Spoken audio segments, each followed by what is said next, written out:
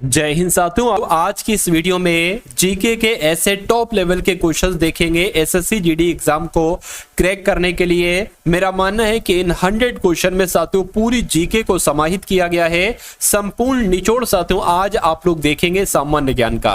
तो मैं कहूंगा कि यहां से बहुत सारे क्वेश्चन साथियों लगभग कुछ नहीं, जीके के आपके 20 सवाल आएंगे और ये समझ लीजिए 5 से 6 सवाल साथियों डायरेक्ट आप यहां से देखेंगे और इसमें रत्ती भर का चेंजेस भी नहीं होगा। तो अपने साथियों 5 क्वेश्चंस को तैयार करने के लिए इन 100 क्वेश्चंस को आपको तैयार करना है। चलिए तो क्लास आपकी शुरू हो चुकी है। पहला सवाल आपकी स्क्रीन पर है, कह रहे कुतुब मीनार का निर्माण किसके कार्यकाल में हुआ था। तो मैं कहूंगा किसके कार्यकाल में हुआ था, पूरा हुआ था, ये यहां पर लिखा हुआ है। तो इल्तुतमिश के द्वारा साथियों कुतुब मीनार का काम पूरा करवाया गया था। आंसर आपका ऑप्शन नंबर बी के साथ जाएगा। सिख धर्म के संस्थापक की अगर बात करें तो गुरु नानक की अगर बात करें तो गुरु नानक सिख धर्म के संस्थापक थे। आंसर आपका ए के साथ जाएगा। किस बादशाह ने फतेहपुर सीकरी बनाई थी। तो मैं कहूंगा साथियों अकबर ने साथियों बनवाई थी, इसलिए राइट आंसर आपका ऑप्शन नंबर ए हो जाएगा। उसके बाद देखिए बहुत तेजी के साथ साथियों ये 100 के 100 प्रश्न आपके सामने से गुजरेंगे। कह रहे कि एक शक्ति के रूप में मराठों को किसने संगठित किया। तो शिवाजी के द्वारा साथियों एक शक्ति के रूप में मराठों को संगठित किया गया। अगला देखिए निम्नलिखित शासकों में से कौन सा शासक अपनी बुद्धिमत्ता और पागलपन के लिए प्रसिद्ध है। तो यहां पर मोहम्मद बिन तुगलक अगर आपका जवाब है तो मैं कहूंगा आपका जवाब बिल्कुल करेक्ट है, क्योंकि साथियों मोहम्मद बिन तुगलक को रक्त पिपासु कहा जाता है और ये अपनी बुद्धिमत्ता एवं पागलपन के लिए जाना जाता था। भारत में अंग्रेजी साम्राज्य की नींव किस युद्ध से पड़ी थी। तो किस युद्ध से पड़ी थी साथियों अगर आपसे पूछा जाए तो बक्सर के युद्ध से पड़ी थी, आपको मालूम होना चाहिए। उसके बाद देखिए साथियों बनारस हिंदू विश्वविद्यालय के संस्थापक कौन थे। तो मैं कहूंगा पंडित मदन मोहन मालवीय ही बनारस हिंदू विश्वविद्यालय के संस्थापक थे। आंसर आपका जाएगा ऑप्शन नंबर ए के साथ। अगला देखिए आपकी स्क्रीन पर है, कह रहे कि विजयनगर साम्राज्य का सबसे प्रसिद्ध शासक कौन था। तो कृष्णदेव राय की जब हम बात करते हैं तो ये विजयनगर साम्राज्य का सबसे प्रसिद्ध शासक था। उसके बाद देखिए किस मुगल शासक के कार्यकाल में अंग्रेज राजदूत सर टॉमस रो भारत आया था। तो मैं कहूंगा जहांगीर के कार्यकाल में ये अंग्रेज राजदूत जिसका नाम था सर टॉमस रो ये भारत आया था। ये क्वेश्चन आपसे कई बार पूछा जा चुका है। उसके बाद देखिए नेक्स्ट नंबर का सवाल है साथियों आपकी स्क्रीन पर। इस सवाल को देखिए और बताइए राइट आंसर आपका क्या होगा। कह रहे कि भारतीय राष्ट्रीय कांग्रेस के प्रथम अधिवेशन की अध्यक्षता किसके द्वारा की गई थी। तो WC बनर्जी यानी कि व्योमेश चंद्र बनर्जी के द्वारा ही भारतीय राष्ट्रीय कांग्रेस के प्रथम अधिवेशन की अध्यक्षता की गई थी। उसके बाद देखिए अगला सवाल है 1907 में भारतीय राष्ट्रीय कांग्रेस का प्रथम जो विभाजन हुआ था साथियों एक तरीके से किस अधिवेशन। देखिए 1907 में जो भारतीय राष्ट्रीय कांग्रेस का एक तरीके से अधिवेशन हुआ था ये सूरत में हुआ था और यहीं पर कांग्रेस का प्रथम विभाजन हुआ था, ये आपको मालूम होना चाहिए। अगला देखिए कह रहे कि गदर पार्टी के संस्थापक कौन थे। तो गदर पार्टी के संस्थापक कौन थे साथियों फटाफट यहां पर मुझे बताइए। तो लाला हरदयाल ही गदर पार्टी के संस्थापक थे। उसके बाद देखिए भूदान आंदोलन का प्रारंभ किसके द्वारा किया गया था। तो भूदान आंदोलन का प्रारंभ साथियों विनोबा भावे के द्वारा किया गया था, जिनका आंसर ऑप्शन नंबर बी है। मैं कहूंगा बिल्कुल करेक्ट है। दिल्ली चलो का नारा साथियों किसके द्वारा दिया गया था, बताइए क्या होगा इस सवाल का बिल्कुल सही जवाब। साथियों अगर आपने अभी तक इस वीडियो को लाइक नहीं किया तो मैं रिक्वेस्ट करूंगा कि वीडियो को लाइक कर दीजिए और अगर चैनल पर आप लोग नए हैं तो इस चैनल को साथियों सब्सक्राइब कर लीजिए, क्योंकि सब्सक्राइब करने से ही आपका आधा सिलेक्शन निश्चित हो जाएगा। क्योंकि जब आप साथियों सब्सक्राइब करोगे तभी यहाँ की क्लासेस आपको मिल पाएंगी, निःशुल्क मिल पाएंगी, ठीक है ना। और जो भी साथियों आपके लिए एसएससी जीडी की एग्जाम तक जो भी क्लासेस आए सभी को आपको देखना है और फिर देखिए सिलेक्शन आपके लिए बहुत आसान हो जाएगा। एग्जामिनर जहां जहां से जिन जिन टॉपिक से सवाल पूछेगा वो सभी टॉपिक्स को मैं क्वेश्चंस के माध्यम से साथियों कंप्लीट करवा दूंगा, ठीक है ना। चलिए तो अगर चैनल पर नए हैं तो सब्सक्राइब जरूर कर लीजिएगा। करके दिल्ली चलो का नारा की अगर बात करें किसके द्वारा दिया गया था। तो ये सुभाष चंद्र बोस के द्वारा दिया गया था। उसके बाद देखिए कांग्रेस से अलग होकर फॉरवर्ड ब्लॉक का स्थापना साथियों किसने की थी। सुभाष चंद्र बोस के द्वारा ही फॉरवर्ड ब्लॉक का गठन किया गया था, इसकी स्थापना की गई थी। भारतीय राष्ट्रीय कांग्रेस की प्रथम महिला अध्यक्ष साथियों कौन थी। तो इनका नाम एनी बेसेंट थी, इनका नाम एनी बेसेंट है और ये भारतीय राष्ट्रीय कांग्रेस की पहली महिला अध्यक्ष कहलाई। अगला सवाल है गांधी जी निम्नलिखित में से किसे अपना राजनीतिक गुरु मानते थे, बताइए। तो गांधी जी साथियों गोपाल कृष्ण गोखले को अपना राजनीतिक गुरु मानते थे। राइट आंसर आपको ऑप्शन नंबर सी होगा। देखिए बहुत तेजी के साथ वाली ये क्लास है और बहुत तेजी के साथ ही आपको इन सभी सवालों के जवाब देना है। चलिए, तो कांग्रेस ने किस गोलमेज सम्मेलन में भाग लिया था? मैं कहूंगा दूसरे गोलमेज सम्मेलन में जो 1931 में हुआ था, इसमें भाग लिया था। राइट आंसर आपको ऑप्शन नंबर सी होगा। अगला देखिए, कह रहे कि 1857 की क्रांति को सबसे पहले किसने भारत का प्रथम स्वतंत्रता संग्राम कहा था? तो ये बात साथियों विनायक दामोदर सावरकर ने कही थी। क्या विनायक दामोदर सावरकर ने यह बात कही थी? आपको मालूम होना चाहिए। उसके बाद देखिए साथियों, नेक्स्ट नंबर का सवाल है, आपसे पूछा जा रहा है क्या निम्नलिखित में से किस ज्वालामुखी को भूमध्य सागरीय का प्रकाश स्तंभ कहा जाता है? तो मैं कहूंगा स्ट्रोम्बोली की अगर बात करें तो स्ट्रोम्बोली को ही भूमध्य सागर का प्रकाश स्तंभ कहा जाता है। अगला देखिए, भूकंपीय तरंगों का मापन किस यंत्र से किया जाता है? तो साथियों सिस्मोग्राफ से ही भूकंपीय तरंगों का मापन किया जाता है, आपको मालूम होना चाहिए। अगला देखिए, पृथ्वी की किस धातु से ऋतु परिवर्तन होता है? तो पृथ्वी की अगर बात करें परिभ्रमण गति से ही ऋतु परिवर्तन होता है। राइट आंसर आपका भी के साथ जाएगा। किसकी गणना नकदी फसल में साथियों नहीं की जाती है, मुझे बताइए? तो मैं कहूंगा देखिए गेहूं की अगर बात करें तो गेहूं नकदी फसल नहीं है तो ये आपका राइट आंसर। उसके बाद देखिए, एस्किमो लोग जो बर्फ का मकान बनाते हैं उसे क्या कहा जाता है? तो उसको क्या कहा जाता है साथियों? फटाफट यहां पर आंसर करके मुझे बता दीजिए। तो यहां पर आपका जवाब साथियों क्या हो सकता है? देखिए एस्किमो लोग जो बर्फ का मकान बनाते हैं उसे तो इग्लू कहा जाता है, इसलिए सही जवाब आपका ऑप्शन नंबर बी के साथ जाएगा। माउंट एवरेस्ट की ऊंचाई साथियों कितनी है? तो माउंट एवरेस्ट की ऊंचाई 8848 मीटर है। कितनी है? 8848 मीटर है। उसके बाद देखिए, कौन सा देश विश्व में चावल का सबसे ज्यादा उत्पादन करता है? तो मैं कहूंगा यहां पर चीन की बात चल रही, क्योंकि चीन चावल का सबसे ज्यादा उत्पादन करता है, इसलिए सही जवाब आपका चीन के साथ जाएगा और जिनका आंसर ऑप्शन नंबर बी है बिल्कुल करेक्ट है। साथियों फटाफट आपको आंसर देते रहना है, ठीक है ना? फटाफट आपको आंसर देते रहना है। उसके बाद देखिए, सबसे बड़ा गन्ना उत्पादक देश कौन सा? यानी कि एक ऐसा देश जहां पर गन्ने का सबसे ज्यादा उत्पादन किया जाता है, तो भारत आपका सही जवाब होगा। किस ग्रह के चारों ओर वलय है? यह बहुत आपसे एग्जाम में सवाल पूछा जाता है, तो शनि ग्रह के चारों ओर वलय है, ये आप लोग ध्यान रखेंगे। अगला देखिए, हमारे सौर मंडल का सबसे गर्म ग्रह कौन सा है? तो मैं कहूंगा जो शुक्र ग्रह ना, शुक्र ग्रह यह हमारे सौर मंडल का सबसे गर्म ग्रह है। अगले नंबर का सवाल है, निम्नलिखित में से कौन शीत समुद्री धारा है? तो साथियों इनमें से कौन शीत समुद्री धारा है? तो हम्बोल्ट धारा यहां पर आपका सही जवाब हो जाएगा, क्योंकि हम्बोल्ट धारा शीत समुद्री धारा है। नेक्स्ट नंबर का सवाल है, कह रहे कि किस देश में सबसे अधिक चाय का उत्पादन किया जाता है? तो यहां पर आपको बताना है साथियों सही जवाब आपका क्या होगा। तो आपको मालूम होना चाहिए किस देश में सबसे अधिक चाय का उत्पादन होता है। देखिए जब हम भारत की बात करते हैं तो ये चाय के उत्पादन का 31% उत्पादन जो है ना, ये अपने भारत में ही होता है। नेक्स्ट नंबर का सवाल है, कह रहे कि किस खनिज के उत्पादन में भारत विश्व में प्रथम स्थान पर है? तो मैं कहूंगा माइका यानी कि अभ्रक आपका सही जवाब हो जाएगा। अगला देखिए, भारतीय रेलवे कितने क्षेत्रों में विभाजित है? आपसे साथियों यहां पर पूछा जा रही है। देखिए क्वेश्चन ये बहुत टॉप लेवल का है। भारतीय रेलवे कितने क्षेत्रों में विभाजित है आपसे साथियों पूछा जा रहा है। तो यहां पर अगर बात करते हैं साथियों 18 जोन आपका राइट आंसर होना चाहिए। इसमें साथियों हो सकता है 10-18 है, कुल मिला के आप लोग ध्यान रखेंगे, ठीक है ना? चलिए नेक्स्ट नंबर का सवाल है, कहा जा रहा है काली मिर्च का सबसे बड़ा उत्पादक राज्य कौन सा है? फटाफट बता दीजिए। तो केरल आपका राइट आंसर हो जाएगा। उसके बाद देखिए अगला सवाल कह रहे कौन सा नगर 2 राज्यों की राजधानी है? तो किसकी बात चल रही है साथियों? चंडीगढ़ की बात चल रही है, यानी कि चंडीगढ़ नगर 2 राज्यों की राजधानी है। उसके बाद देखिए भारत में प्रमुख गेहूं उत्पादन करने वाले राज्य कौन कौन से हैं बताइए। देखिए उत्तर प्रदेश है, ये तो बात बिल्कुल सही है कि उत्तर प्रदेश है। हाँ, उत्तर प्रदेश के अलावा साथियों पंजाब है और हरियाणा है। तो ऐसा कहां पर लिखा हुआ है? ऐसा ऑप्शन नंबर ए में लिखा हुआ है, तो ये आपका बिल्कुल करेक्ट आंसर है।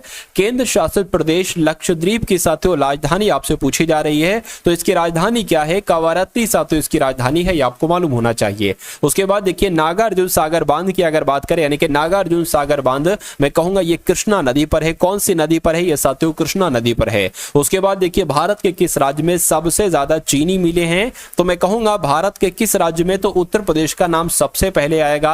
सबसे ज्यादा चीनी की मिले कहां पर है? तो उत्तर प्रदेश में ही है। भारत की ताजे पानी की सबसे बड़ी झील साथियों कौन सी है? तो वूलर झील आपका सही जवाब होगा, क्योंकि भारत की इस ताजे पानी की सबसे बड़ी झील वूलर झील ही है। उसके बाद देखिए कौन सी नदी बंगाल की खाड़ी में नहीं गिरती है? मुझे बताइए। तो मैं कहूंगा ताप्ती नदी जो है ना, ये बंगाल की खाड़ी में नहीं गिरती गिरती है, बाकी सारी ये नदियां बंगाल की खाड़ी में गिरती हैं। धान की खेती के लिए उत्तम मिट्टी साथियों कौन सी होती है? तो मैं कहूंगा जो दोमट मिट्टी होती है ना, दोमट मिट्टी, ये साथियों धान की खेती के लिए सबसे बढ़िया मिट्टी जो है ना वो यही मानी जाती है। चलिए अगले नंबर का सवाल है, कह रहे कि भारत में वर्षाहीन खेती विस्तीर्णता से प्राप्त होती है।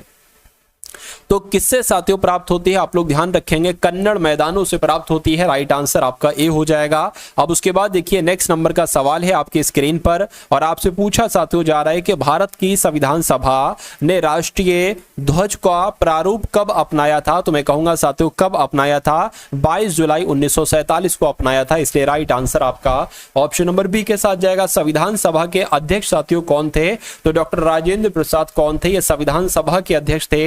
Right answer option number C के साथ जाएगा। समवर्ती सूची में वो विषय हैं जो राष्ट्रीय व स्थानीय दोनों दृष्टि से महत्वपूर्ण हैं, या अंतरराष्ट्रीय महत्व के हैं, या स्थानीय महत्व के हैं? तो मैं कहूंगा समवर्ती सूची में वो विषय हैं जो राष्ट्रीय व स्थानीय दोनों दृष्टि से महत्वपूर्ण है। आंसर आपका ए हो जाएगा। राज्यसभा के सदस्यों का कार्यकाल की जब हम बात करते हैं तो साथियों कितना कार्यकाल होता है बताइए? तो राज्यसभा के सदस्यों का कार्यकाल कितना होता है साथियों? 6 वर्ष का होता है। राइट आंसर आपका ऑप्शन नंबर ए हो जाएगा। भारतीय राष्ट्रपति पद के प्रत्याशी की आयु कम से कम कितनी होनी चाहिए? तो मैं कहूंगा अगर कोई राष्ट्रपति बनना चाहता है तो कम से कम उसकी उम्र 35 वर्ष होनी चाहिए। कितनी होनी चाहिए साथियों? 35 वर्ष होनी चाहिए। उसके बाद देखिए अगला सवाल है, कह रहे कि भारत का संविधान कब अंगीकृत किया गया? देखिए सभी के सभी साथियों वो टॉप लेवल के क्वेश्चन मैंने इस क्लास में लिए हैं जो आपके एग्जाम में साथियों पूछे जाते हैं, यानी कि ऐसा हो नहीं सकता कि ये सवाल आपके एग्जाम में ना आए। तो ये सबसे पहले अगर आप तैयारी कर रहे हैं, आप सिलेक्शन लेना चाहते हैं, तो मैं कहूंगा ये सवाल आपको सबसे पहले देखना चाहिए। तो भारत का संविधान साथियों कब अंगीकृत किया गया? 26 नवंबर 1949 को। संविधान के 44वें संशोधन के द्वारा कौन सा अधिकार मौलिक अधिकार की श्रेणी से साथियों हटाया गया था? तो मैं कहूंगा संपत्ति के अधिकार को हटाया था।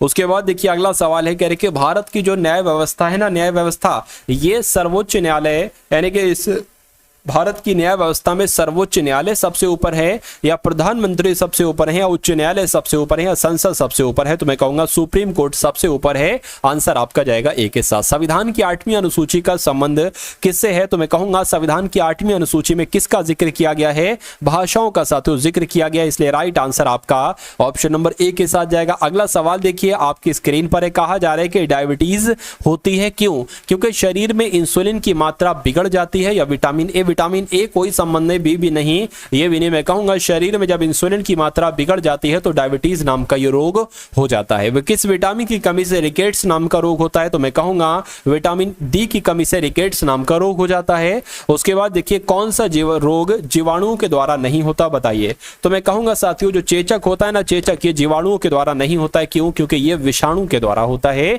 ये वायरस के द्वारा होता है। उसके बाद देखिए कह रहे कि रक्त का थक्का जमने में कौन सा विटामिन सहायक होता है? तो विटामिन के सहायक होता है। आंसर आपका ऑप्शन नंबर बी के साथ जाएगा। उसके बाद देखिए कह रहे कि पौधों में प्रकाश संश्लेषण की क्रिया के बाद क्या मुक्त होता है? तो यहां पर साथियों क्या मुक्त होता है? फटाफट आप लोग बताइए। ऑक्सीजन मुक्त होती है। आंसर आपका ऑप्शन नंबर सी हो जाएगा। उसके बाद देखिए कह रहे कि निम्नलिखित में से कौन सी धातु अन्य धातुओं के साथ अमलगम बनाती है? तो यहां पर आपका राइट आंसर पारद हो जाना चाहिए। क्या हो जाएगा साथियों? पारद आपका सही जवाब हो जाएगा। अगला देखिए कह रहे कि जब दो समांतर दर्पणों के बीच कोई वस्तु रखी जाती है तो बनने वाले प्रतिबिंबों की संख्या कितनी होती है? तो बनने वाले प्रतिबिंब अनंत होते हैं। कितने होते हैं साथियों? अनंत होते हैं। चलिए भाई उसके बाद देखिए कह रहे कि क्लोरोफिल का क्या कार्य होता है? क्लोरोफिल का कार्य क्या? पौधों में पोषण क्रिया करना होता है, पत्तियों की नमी की रक्षा करना होता है, जड़ों की रक्षा करना होता है, ये सभी काम होते हैं। तो मैं कहूंगा क्लोरोफिल का क्या कार्य होता है? पौधों में पोषण की क्रियाओं का करना। एक तरीके से क्लोरोफिल ये काम करता है। वायरस से फैलने वाला रोग कौन सा है मुझे बताइए? तो वायरस की अगर बात करें, चेचक साथियों वायरस से ही फैलता है, विषाणु से ही फैलता है। दूरदर्शन के संकेत एक निश्चित दूरी के बाद नहीं मिल सकते। क्यों नहीं मिल सकते? क्योंकि संकेत दुर्बल है। नहीं, एंटीना दुर्बल नहीं साथियों, वायु संकेत को शोषित कर लेती है। ये आपका सही जवाब हो जाएगा। चलिए भाई उसके बाद देख लीजिए नेक्स्ट नंबर का सवाल है, कह रहे कि प्रिंटिंग प्रेस का आविष्कार किसने किया मुझे बताइए? चलिए तो साथियों आप लोग ध्यान रखेंगे यहाँ पर आपका राइट आंसर कैक्टसन हो जाएगा। क्या हो जाएगा? कैक्टसन हो जाएगा। प्रिंटिंग प्रेस का आविष्कार इन्होंने ही किया था।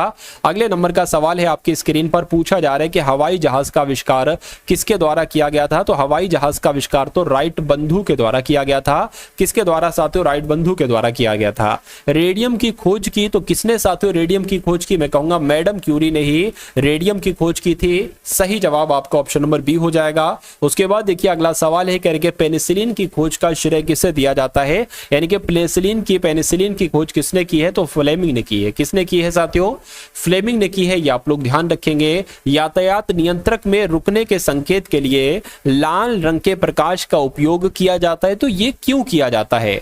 क्यों किया जाता है मुझे बताइए साथियों। क्योंकि लाल रंग से भव्य प्रकाश उत्पन्न होता है? नहीं, लाल रंग का प्रयोग पुरानी परंपरा ऐसा भी नहीं साथियों। लाल रंग प्रकीर्ण अधिक होता है? नहीं साथियों, लाल रंग का प्रकीर्ण कम होता है और यह दूर से दिखाई देता है। ये आपका राइट आंसर होना चाहिए। आंसर आपका डी के साथ जाएगा। एक्सरे की साथियों खोज किसके द्वारा की गई मुझे बताइए। तो मैं कहूंगा एक्सरे की खोज तो साथियों रोंटगन के द्वारा की गई। किसके द्वारा की गई थी?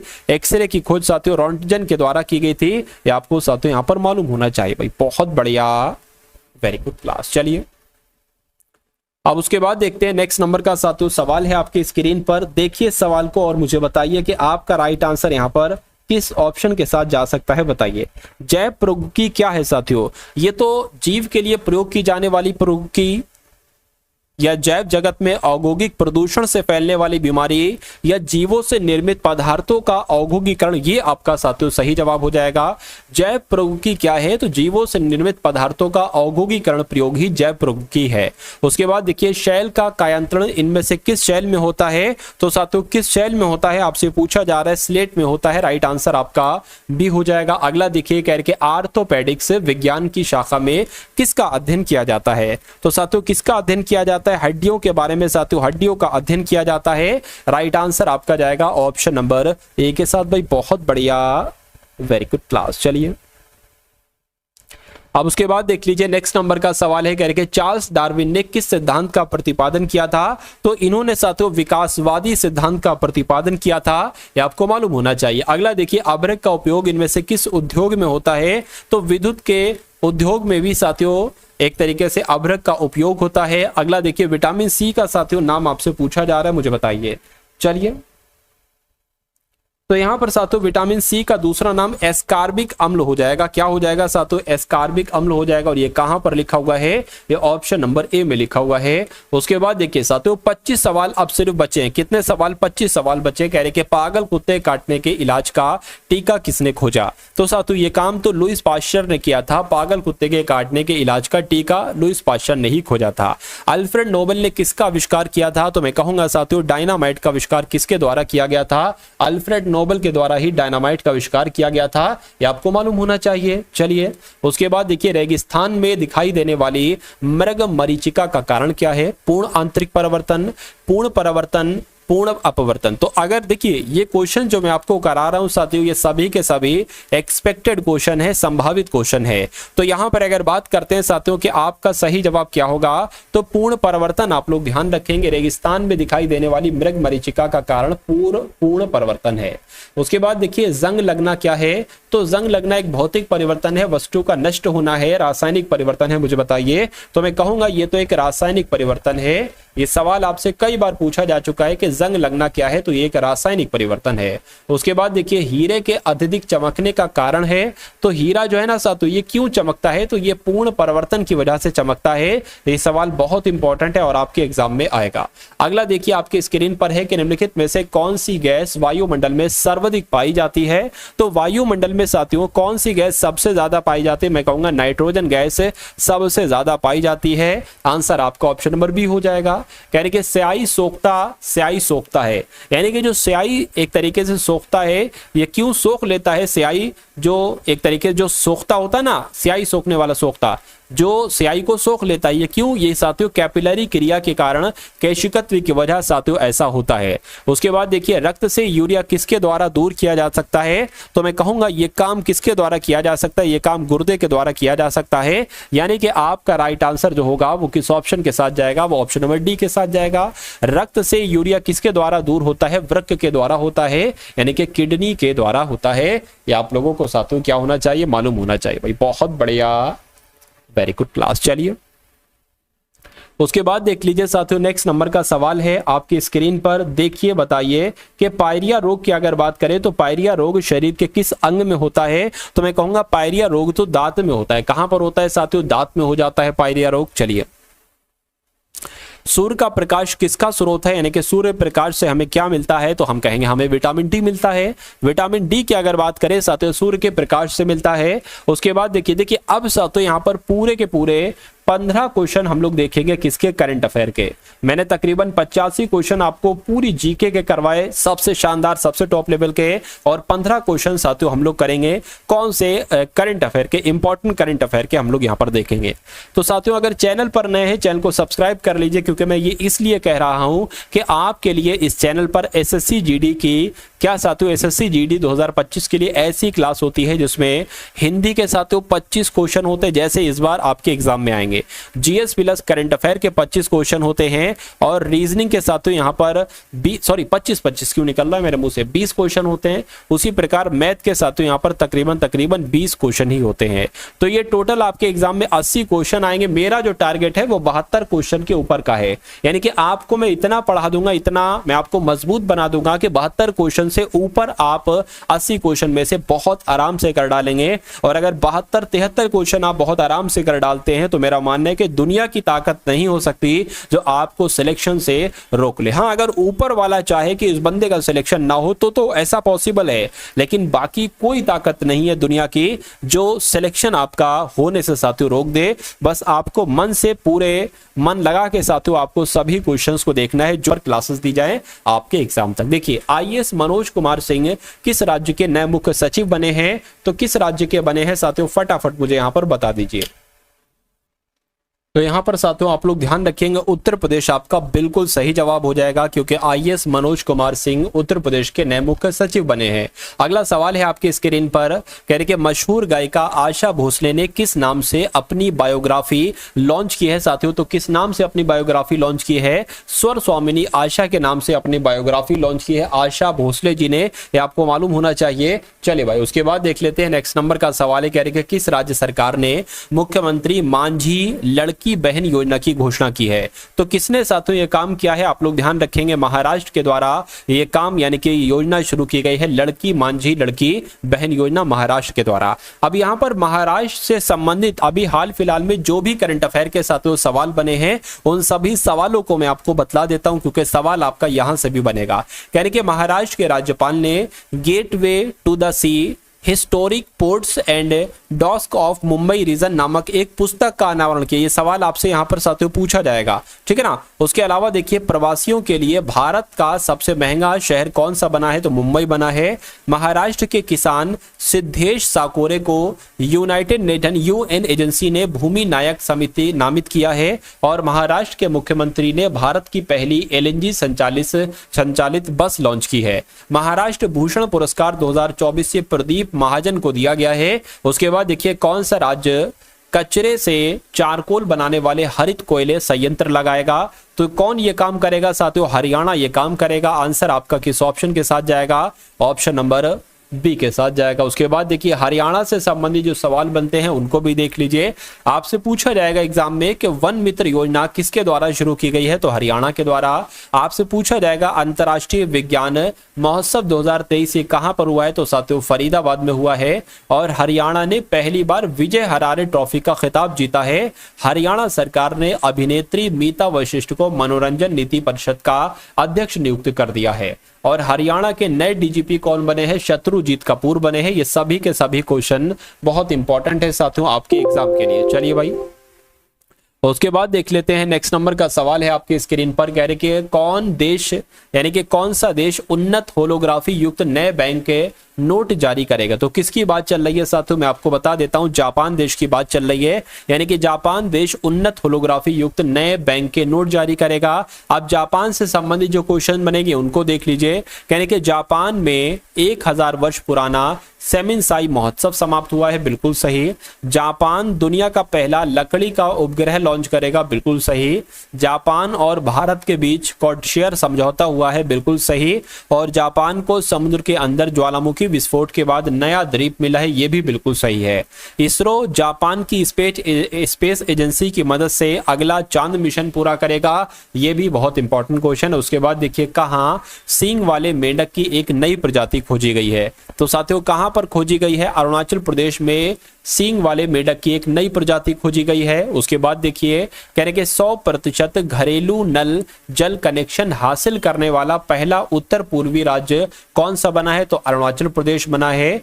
तवांगचू टाइट्स इंटरनेशनल कयाकिंग चैंपियनशिप 2024 ये अरुणाचल प्रदेश में आयोजित हुई है। अरुणाचल प्रदेश के आदि केकिर यानी कि अदरक हस्त निर्मित कालीन तिब्बती निवासियों के द्वारा और वांचो शिल्प को क्या मिला है साथियों, जीआई टैग मिला है। तो यहां से भी सवाल आपके बनेंगे। उसके बाद देखिए, किस राज्य में एनटीआर भरोसा पेंशन स्कीम लॉन्च की गई है, तो मैं कहूंगा कि आंध्र प्रदेश में एनटीआर भरोसा पेंशन स्कीम लॉन्च की गई है। उसके बाद देखिए, अगला सवाल है, कह रहे कि अब यहां पर देखिए आंध्र प्रदेश से संबंधित जो सवाल बनेंगे उनको साथियों देख लीजिए। कहने के अय्यना पत्रुणु चिंता कयाला आंध्र प्रदेश की विधानसभा के अध्यक्ष बने हैं। आंध्र प्रदेश सरकार ने उच्च शिक्षा पाठ्यक्रमों के लिए ईडेक्स के साथ साझेदारी की है और नौसेना अभ्यास मिलन का 12वां संस्करण विशाखापट्टनम में आयोजित किया गया है। और आंध्र प्रदेश के मुख्यमंत्री ने सामाजिक सुरक्षा पेंशन को बढ़ाकर 3000 रुपए कर दिया है। अगला सवाल देखिए, डिक शूफ किस देश के नए प्रधानमंत्री बने हैं, तो मैं कहूंगा ये तो नीदरलैंड के प्रधानमंत्री बने हैं। कौन साथियों, डिक शूफ इनका नाम है, नीदरलैंड के बने हैं। अगर आपसे पूछा जाए कि वियतनाम के राष्ट्रपति कौन बने हैं, तो साथियों टो लैम बने हैं। स्कॉटलैंड के प्रथम मंत्री किसे चुना गया है, तो जॉन स्वेनी को चुना गया है। अगर बात करें जोस राउल मुलिनो को, ये पनामा के राष्ट्रपति बने हैं। और क्रोएशिया के फिर से प्रधानमंत्री कौन बने हैं, तो आंद्रे प्लेंकोविक बने हैं, ये भी आप लोग ध्यान रखेंगे। उसके बाद देखिए, इशाक डार पाकिस्तान के नए उप प्रधानमंत्री बने हैं और प्रबोवो सुबियांतो इंडोनेशिया के राष्ट्रपति नियुक्त हुए हैं। उसके बाद देख लीजिए, अगला सवाल है, कह रहे कि मिर्गी नियंत्रण के लिए दुनिया का पहला ब्रेन ट्रांसप्लांट कहां पर हुआ है, तो कहां पर हुआ है साथियों, ब्रिटेन में हुआ है। यह भी क्वेश्चन इंपॉर्टेंट है। किसने देश भर में संपूर्णता अभियान शुरू किया है, तो मैं कहूंगा नीति आयोग के द्वारा पूरे देश में संपूर्णता अभियान शुरू किया गया है। अगला सवाल है, झारखंड हाईकोर्ट के नए चीफ जस्टिस साथियों कौन बने हैं, तो यहां पर आपको मालूम होना चाहिए विद्युत रंजन झारखंड हाईकोर्ट के नए चीफ जस्टिस बने हैं। अगला देखिए, किस राज्य के मुख्यमंत्री ने लोकपथ मोबाइल ऐप लॉन्च किया है, तो अगर बात करते हैं साथियों लोकपथ मोबाइल ऐप की, तो मध्य प्रदेश आप लोग ध्यान रखेंगे, क्योंकि मध्य प्रदेश ने ही लोकपथ मोबाइल ऐप लॉन्च किया। अब जो मध्य प्रदेश से संबंधित साथियों जो इंपॉर्टेंट क्वेश्चन बनेंगे ना, उनको एक बार आप लोग यहां पर देख लीजिए। कह रहे कि पेंच टाइगर रिजर्व ने वनाग्नि के लिए पहली उन्नत एआई प्रणाली शुरू की है। मध्य प्रदेश सरकार ने सभी जिलों में एक पीएम कॉलेज ऑफ एक्सीलेंस की स्थापना को मंजूरी दी है। मध्य प्रदेश के मुख्यमंत्री ने पीएम श्री पर्यटन हवाई सेवा का शुभारंभ किया है। और मध्य प्रदेश मंत्रिमंडल ने मंत्रियों के आयकर भुगतान की सरकारी व्यवस्था को समाप्त कर दिया है। और मध्य प्रदेश सरकार ने दुकानें और व्यावसायिक प्रतिष्ठान 24 घंटे खुले रहने की अनुमति दे दी है। उसके बाद देखिए, किसे म्यूनिक फिल्म फेस्टिवल में लाइफ टाइम अचीवमेंट अवार्ड से सम्मानित किया गया है, तो मैं कहूंगा साथियों केट विंसलेट को किया गया है। यह भी अच्छा क्वेश्चन है। उसके बाद देखिए, किस देश ने अपने बैंक नोट में लगे चित्र को बदला है, तो मैं कहूंगा साथियों ब्रिटेन देश ने अपने बैंक नोट पे लगे चित्र को बदला है। किस देश ने साथियों, ब्रिटेन देश ने। तो आंसर आपका ऑप्शन नंबर बी हो जाता है भाई। बहुत बढ़िया, वेरी गुड क्लास। साथियों कैसी लगी आपको ये क्लास, एक बार क्लास को लाइक कीजिएगा और चैनल पर अगर नए हैं तो चैनल को जरूर सब्सक्राइब कर दीजिएगा।